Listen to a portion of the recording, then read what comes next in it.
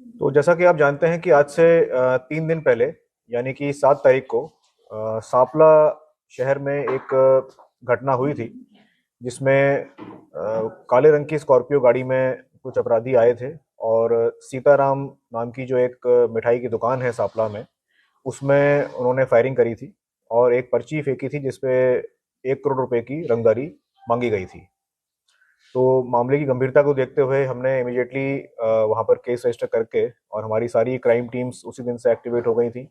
मैं स्वयं भी वहाँ पर विजिट करके आया था अगले दिन और उनसे मिल के आया था और काफ़ी प्रयास जिला पुलिस ने उस वारदात को ट्रेस करने के लिए उसी दिन से शुरू कर दिए थे। तो उसी क्रम में मुझे बताते हुए आपको खुशी हो रही है कि हमारी क्राइम टीम्स ने, स्पेशली जो हमारी एवीटी की टीम है जिसमें सब इंस्पेक्टर सतीश जिसके इंचार्ज हैं, उन्होंने इस वारदात का खुलासा कर दिया है और इस वारदात में जो 3 आरोपी हमने गिरफ्तार किए हैं जिन्होंने घटना को अंजाम दिया था, मैं उनके बारे में डिटेल आपको बता देता हूँ। एक का नाम है नवीन उर्फ भांजा।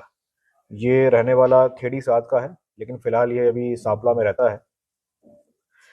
दूसरा व्यक्ति जो है वो अमित उर्फ मीता है।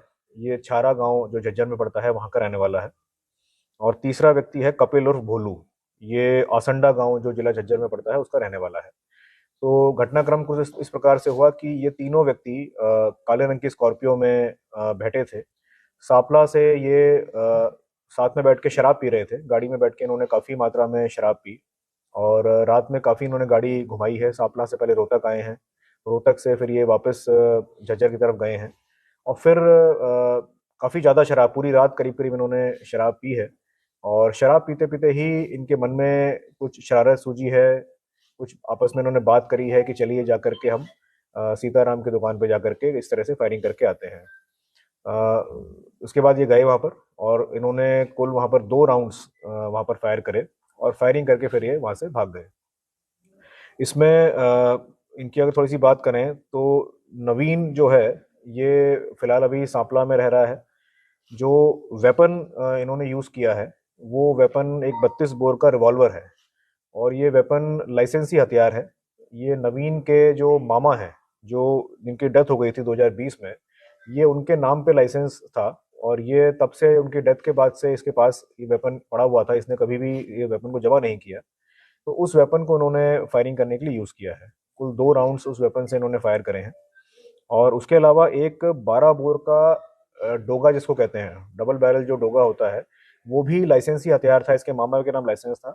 हालांकि उस दिन ये हथियार 12 बोर वाला वो नहीं साथ में लाए थे। लेकिन फिर भी जब हमने इनको गिरफ्तार किया तो इनके घर से हमें ये 12 बोर का जो डोगा है ये बरामद हुआ है। इसको हमने पुलिस ने अपने कब्जे में ले लिया है। अ, ये जो नवीन है व्यक्ति, इसका एक हमने प्रीवियस रिकॉर्ड जब चेक किया तो एक मुकदमा इसके खिलाफ दर्ज मिला 307 का। इसने एक फायरिंग इंसिडेंट किया था 2019 में। उसके बाद से ये करीब 10 महीने के आसपास जेल में रहा था और मई 2020 में इसकी जेल से जमानत हुई थी, तब से ये बाहरी है।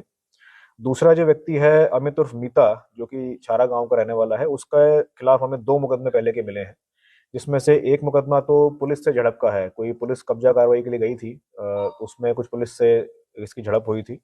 और दूसरा मुकदमा मामूली लड़ाई झगड़े का है। तीसरा व्यक्ति जो कपिल मैंने बताया था, वो उसके खिलाफ अभी तक कोई आपराधिक रिकॉर्ड हमें नहीं मिला है। तो ये 3 लोग उस दिन साथ में बैठ के आए थे और अमित जो है, जो मैंने बताया, दूसरा व्यक्ति जो है अमित उर्फ मिता, वो गाड़ी उसकी थी जो काले रंग की स्कॉर्पियो इसमें इस्तेमाल हुई है। वो काले रंग की स्कॉर्पियो अमित उसका ओनर है। उसने हाल ही में करीब 2.5 महीने पहले उस गाड़ी को परचेज किया है और इसका एक सोनीपत स्टैंड पे इसकी पिज्ज़ा की दुकान है और एक दूसरी इसका एक होटल है सांपला में। और कपिल जो तीसरा मैंने बताया था वो पहलवान है। तो ये तीनों ने मिलके वहाँ पर शराब के नशे में ये शरारत इनके मन में आई थी।